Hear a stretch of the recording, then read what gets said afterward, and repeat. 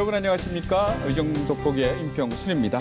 제10대 경기도의회 후반기는요, 그야말로 초선시대입니다. 총 12개 상임위 가운데요, 7개 상임위원장직을 모두 초선 의원들이 맡고 계시기 때문인데요. 그 이유를 들여다보니까요, 시의회 의장 출신, 고위 공무원 출신 등 전문성이 충분히 검증된 인물들이 많기 때문입니다. 오늘은 그중에 정승현 의회 운영위원장 모시고 이야기 나눠보도록 하겠습니다. 먼저 화면을 통해서 만나보시죠. 1966년 전라남도 무안 출생 정승현 의원. 80년대 학생운동과 함께 정당 활동을 시작. 당에서 당직자 생활을 거쳐 15, 16대 국회의원 보좌관으로 일했습니다. 직접 정치를 시작해야 한다는 생각으로 지난 2006년 40대 초반의 젊은 나이에 안산시 의회에 입성. 내리 3선을 연속으로 당선돼 시민 삶의 질 향상에 앞장섰습니다. 현재 제10대 경기도의회 초선 의원으로 후반기 의회 운영위원장에 선출. 의회다운 의회 가치 구현에 최선을 다하겠다고 다짐했습니다. 네, 위원장님 안녕하십니까? 네, 안녕하세요. 네, 먼저 우리 시청자 여러분께 인사 부탁드리겠습니다. 네, 시청자 여러분 반갑습니다. 경기도의회 운영위원장을 맡고 있는 안산 출신 정승현입니다. 코로나19로 여러 가지 힘든 시기들을 보내고 계실 걸로 생각합니다. 또 감내하고 계실 걸로 생각합니다. 그러나 어쨌든 우리 정부 방역 정책에 그리고 또 우리 도의 방역 정책에 열심히 따라주시고 계신 우리 1370만 도민들께 경의를 표합니다. 저희 141명의 경기도의원들 역시 도민들과 함께 이 위기 극복을 위해서 열심히 일하도록 하겠습니다. 감사합니다. 네.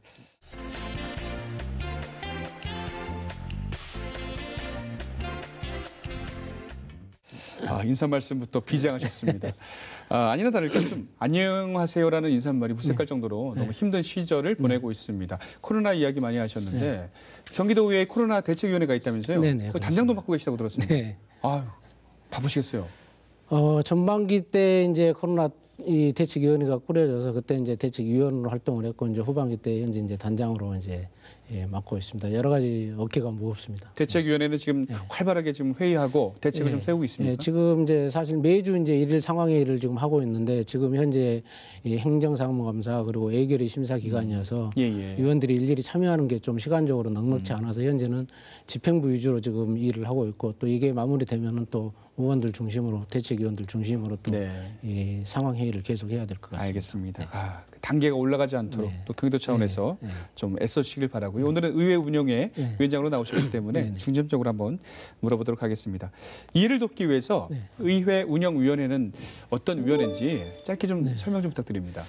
여러 가지가 있겠습니다만 의회 운영위원회라고 하면은 이제 일반 상임위원회와는 달리 이제 의회 전체적인 의사 일정들을 조율하고 또 상임위원회 간의 어떤 여러 가지 이 의견들을 좀 조율해내고 또 의회 이 사무처를 통할하는 그런 역할들을 지금 하고 있습니다. 그렇죠. 의회 운영장으로서 맡은 지가 5개월 정도 지난 걸로 알고 있습니다.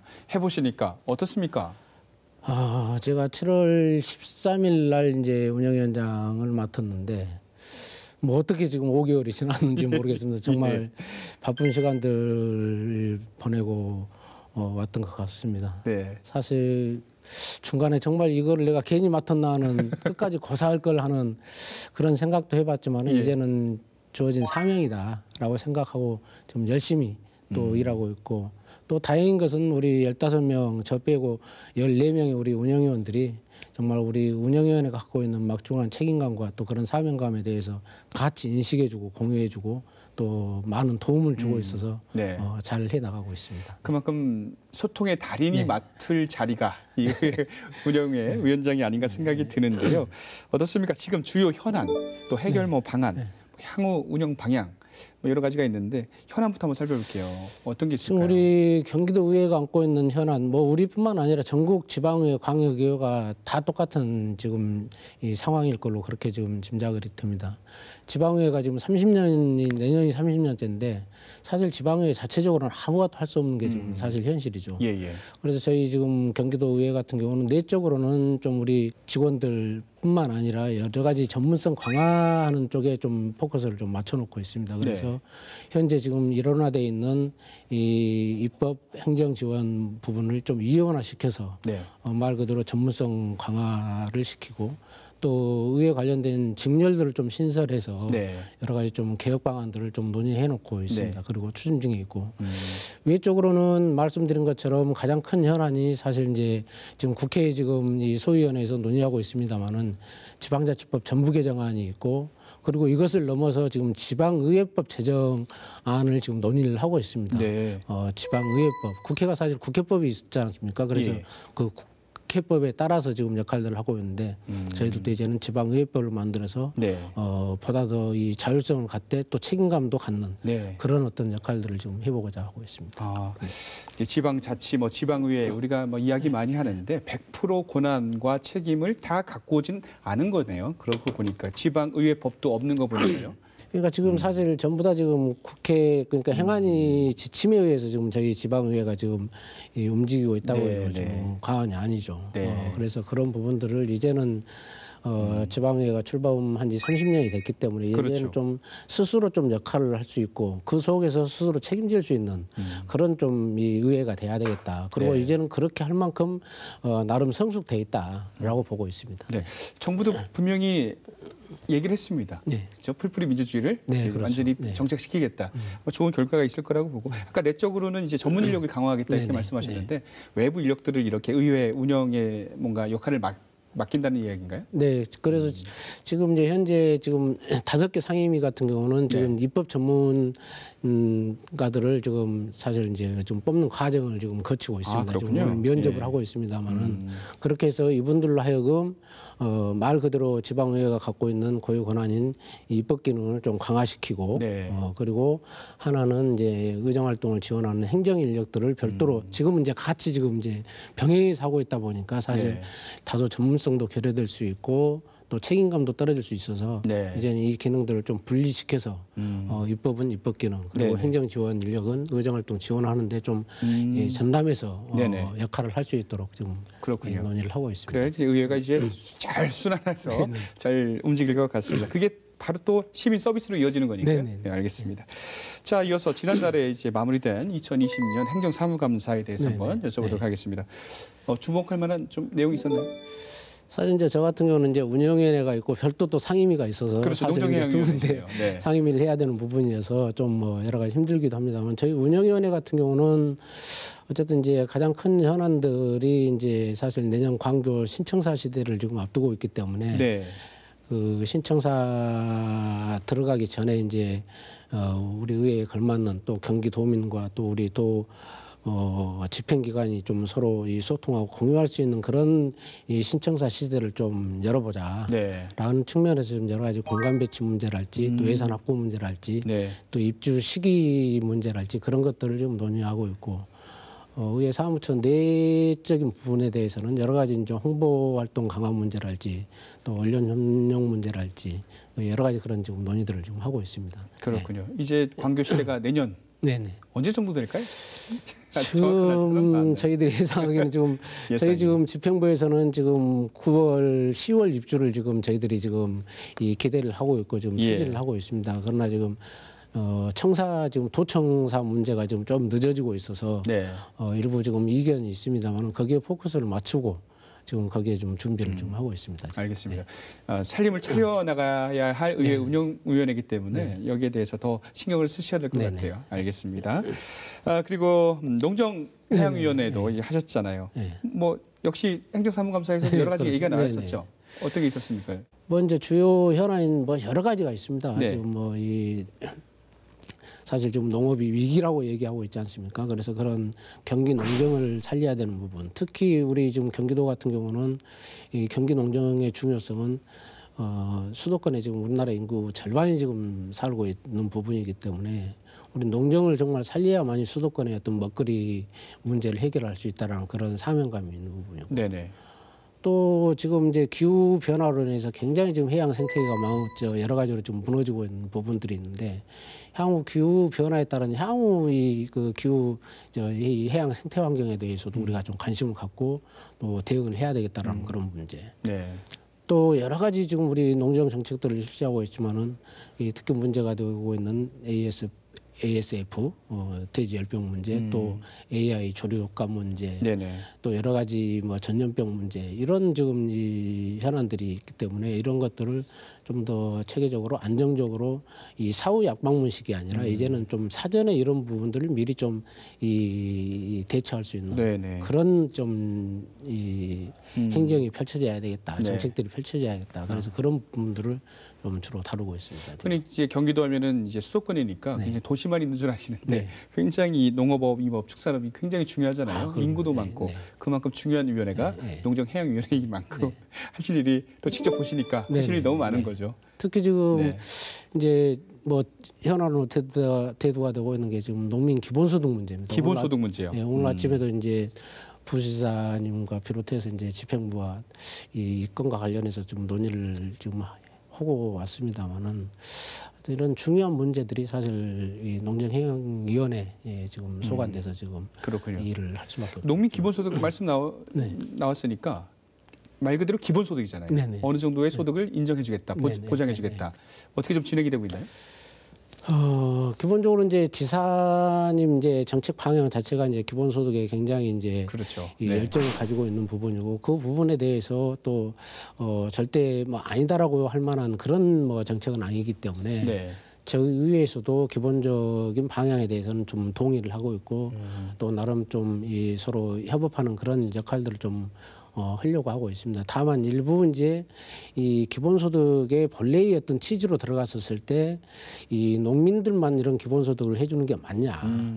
이후에 또 다른 직군에서 이런 기본소득을 요구했을 때 어떻게 할 네. 것이냐. 또 그렇게 됐었을 때 이에 수반되는 예산은 또 어떻게 감당할 것이냐라는 측면에서 저희 의회가 좀 여러 가지 고민들을 하고 있는 부분들이죠. 네. 그건 어쨌든 또 공익적 가치 측면에서 또 우리가 좀 식량 안보를 얘기하고 있잖아요. 네네. 그런 어떤 측면에서 이 농민 기본소득 문제는 지금 우리가 특위를 만들어서 지금 이 문제 해결을 위해서 좀 여러 가지 방안을 내놓기 위해서 지금 노력을 하고 있습니다만은 좀 긍정적인 측면에서 지금 좀 여러 가지 안들을 좀 고민하고 있습니다. 그렇군요. 가장 일차적인 식량, 네. 안보 이런 것들을 위해서 또 젊은 청년들이 또 농업 쪽으로 이렇게 진출할 수 있게끔 그런 문제가 같이 고민 되겠네요. 어떻게 보니까 또 형평성도 맞춰야 되고요. 알겠습니다. 자, 그리고 이제 해양안전체험관이 있어요. 해양안전체험관에 대한 관심이 많으신 걸로 알고 있는데 그 배경은 무엇이고 현재 상황은 어떤지요? 참 이 문제는 정말 좀 생각하기 싫은 그렇죠. 일인데 네네. 2014년도에 정말 우리 청춘들이 좀 많은 이 생명을 잃었지 않습니까? 예. 그래서 그 이후에 이제는 정말 사전에 좀 이런 해양 안전체험과 관련된 교육을 좀 시켜보자. 선박 사고에 대비해서 또 여러 가지 이안류에 대비해서 또 그런 사고에 대한 경각심을 좀 더 고취시켜보자 해서 사실 특별법에 의해서 이 해양 안전체험관을 건립하게 된 거죠. 그래서 예. 부지는 안산시에서 제공을 하고 네. 도비 100억 그리고 정부에서 300억을 해서 총 400억을 가지고 지금 이 11월 달에 이제 거의 준공 날짜가 지금 다가오고 있는데 네네. 예, 그렇게 해서 내년 2월부터 6월까지 시범 운영하고 6월 이후에 이제 정상적인 운영을 하려고 지금 계획을 세워놓고 있습니다. 네네. 근데 이제 문제는 이제 운영비가 문제인 거죠. 운영비가 지금 적게는 30억에서 많게는 50억 정도 지금 추산이 되는데 이 운영비 부담을 놓고 지금 정부와 지자체 간에 좀 사실 좀 씨름을 하고 있습니다. 네네. 우리 경기도나 지자체에서는 이 사실 태어로 특별법에 의해서 또 36조의 공익적 이 안전을 목적으로 하기 때문에 이거는 그리고 또 특정 지역 주민들만을 위한 시설이 아니고 전 국민 모두 또 우리 청소년들 대상으로 하는 시설이기 때문에 이런 운영비 부담 역시 정부가 해야 되지 않냐라는 주장을 하고 있고 예. 정부에서는 이 운영비는 좀 지자체가 부담했으면 좋겠다라는 지금 이제 부분인 거죠. 그래서 이번 국회 예결에서도 사실 29억 정도 지금 30억 정도 요청을 했는데 8억 5천밖에 지금 편성을 못했어요. 그래서 예. 나머지 부분에 대해서는 지금 국회 소위원회에서 증액 사업을 해서 지금 논의를 하고 있는데 그리고 또 이 부분들이 관철될 수 있도록 지금 우리 또 해양수산부, 이 해수부 공무원들이 좀 여러 가지 이 역할들을 하고 있고 또 지역 김천민 의원을 비롯해서 여러 국회의원들께서 지금 관철시키려고 노력을 네. 하고 있습니다만 네. 좀 더 지켜봐야 될 것 같습니다. 운영의 책임이 어디에서 할 건지 지금도 정부냐 지자체냐 운영비가 굉장히 많이 되네요. 네. 어쨌든 제2의 사고를 막기 위한 해양안전체험관 잘 좀 협의가 돼가지고 효율적인 또 시민들을 위해서 또 학생들을 위해서 이렇게 좀 운영 관리가 되도록 부탁드리겠습니다.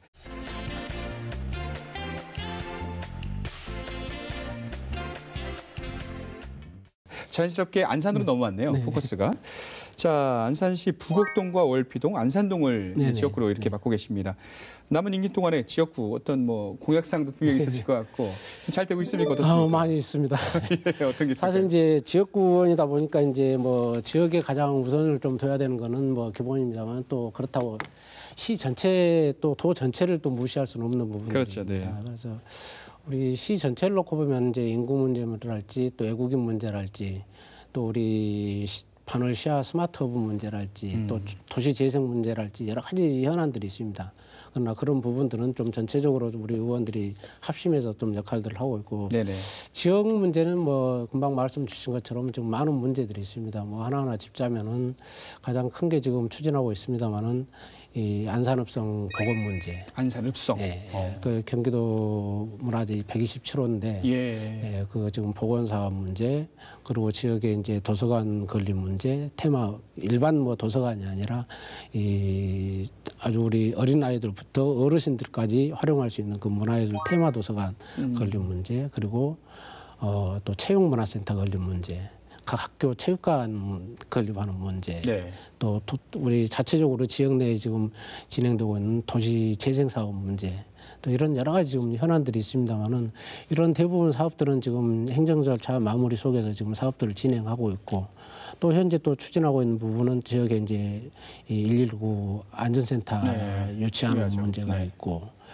저희 지역위원회 같은 경우는 이제 국회의원을 중심으로 해서 매주 이 정책 협의회를 합니다. 우리 시도의원들이 같이 모여서 네. 국회의원과 같이 모여가지고 지역 현안에 대해서 다 오픈시켜서 네. 논의하고 그렇게 해서 정말 국비가 필요한 사업들은 의원님을 통해서 국비 또 네. 도비가 필요한 사안들은 저희들을 통해서 도비 확보하고 네. 또 시의원들을 통해서 시비 확보하고 그렇게 해가지고 좀 현안들을 좀 네. 풀어나가고 있습니다. 그렇군요.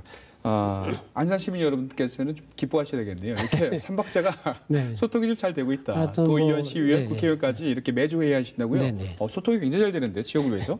예. 뭐 지역 위원장님께서 워낙 이 네. 부분에 대해서는 네. 정말 꼭 주민들한테 해야 될 그렇군요. 우리의 또 사명이다. 네. 라고 생각을 하고 계십니다. 알겠습니다. 뭐 안산에서 삼선 의원까지 하셨기 때문에 시의원을 네. 워낙에 또 소통이 잘 될 거라고 생각이 네. 되고요. 아까 또 말씀하신 수암동 폭발물 처리장 문제 뭐 나왔으니까 이야기 나눠보죠. 국방부 소유의 땅 198만 제곱미터, 약 200만 제곱미터인데 지역 발전을 좀 가로막고 있다. 네, 네. 이게 어떤 문제인가요? 사실 이제 이게 1983년도에 이제 설치된 이제 폭발물 처리장인데 이게 이제 수도권 서남부 지역에서 발생한 이제 불발탄을 거기에서 이제 처리하는 이 처리장이거든요. 예. 근데 사실 말씀드렸던 것처럼 지금 이 폭발물 처리장 일대가 사실 역사와 문화와 여러 가지 이 역사적 뿌리를 갖고 있는 그런 곳이죠. 네. 또 이 일대가 지금 등산로 한가운데 있는데 이 여기에 지금 연인원 약 한 160여만 명이 지금 매년 이제 찾고 있는 이 관광지라고 해도 과언이 아니죠. 예. 말씀드린 것처럼 이 지금 처리장 옆에 안산읍성과 가나지터가 지금 보건 사업을 하고 있고 또 향교 보건 사업을 지금 추진 중에 있고 네. 또 이 폭발물 처리장 안에는 이 아마 고려 현종 때로 추측이 되는데 원당사라는 절터가 있습니다. 네. 거기에 실질적으로 또 여러 가지 유물들이 좀 출토되고 있고. 네. 근데 이게 이제 군사 보호 시설이라는 이름으로 이게 딱 묶여 있다 보니까 사실 이것만 풀리면은 이 일대를 문화와 역사, 예술, 교육, 관광 벨트화를 시킬 수 있는 아주 좋은 이 자원들을 지금 가지고 있는 부분인데. 근데 이런 처리장 때문에 지금 이 사업들 지금 이 원만하게 해나가지 못하고 있는 부분이죠. 네. 또 하나는 지금 이 폭발물 처리장이 옛날처럼 1년 365일 사용하는 게 아니라 사실 지금은 이 연간 30일 정도밖에 사용을 않고 있습니다. 지금. 네.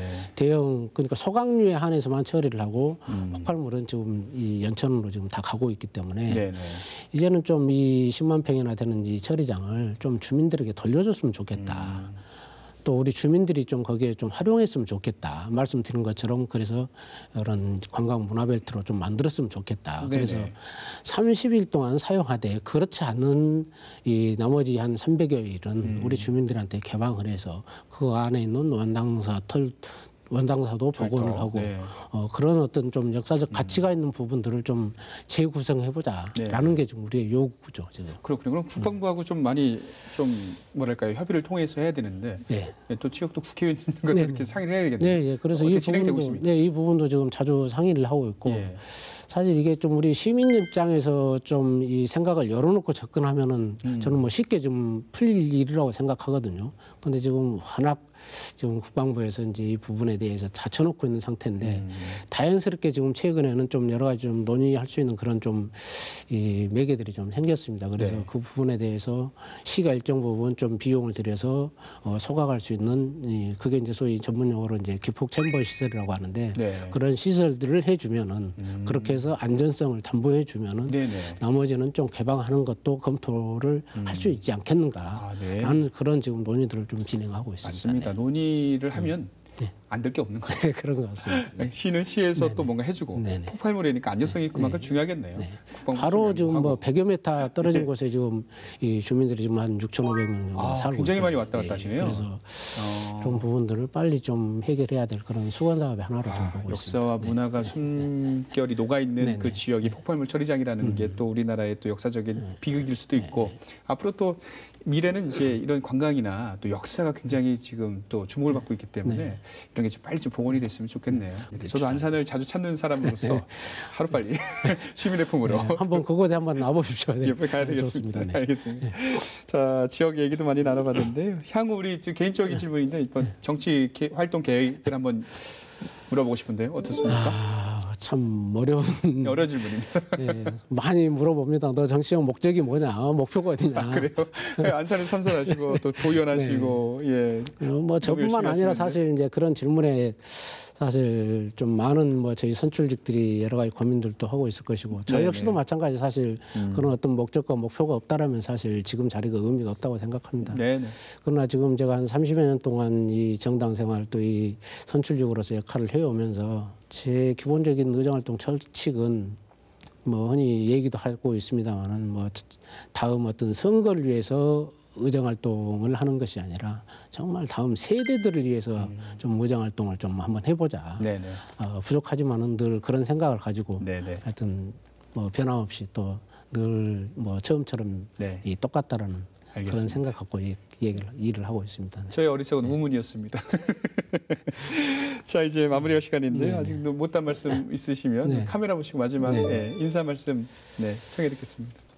앞서 서두에 말씀드렸습니다. 어떻게 또 오늘도 580여 명이나 되는 이 코로나19 확진자가 또 발생을 했고 우리 경기도에만 180여 명이 넘는 확진자가 발생한 것 같습니다. 정말 이 위기를 극복해야 되는 게 우리의 이 사명이고 숙명이 아닌가 싶습니다.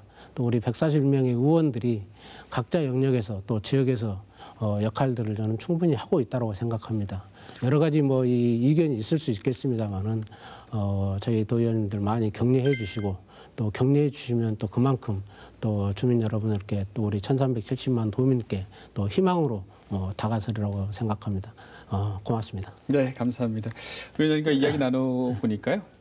정치인들이 가져야 될 첫 번째 덕목, 예, 경청 그리고 소통 이게 여기에 달인인 것 같습니다. 네. 예, 오늘 나오셔서 너무 감사하고요. 네. 자, 앞으로도 뭐 단장으로서도 열심히 수고해 주시면 고맙겠습니다.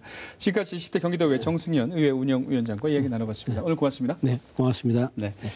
네, 의회 운영위원회는요, 의정 운영과 의회 전반에 대해서 조정 관리를 해야 합니다. 그리고 의원들 간의 소통을 잘 해야 되는 다리 역할을 하는 중요한 위원회죠. 그만큼 소통이 중요합니다. 오늘 나와주신 정승현 의회위원장님 잘하시라 믿고요. 응원해 보도록 하겠습니다. 자, 전 다음 시간에 찾아뵙겠습니다. 시청해주신 여러분 고맙습니다.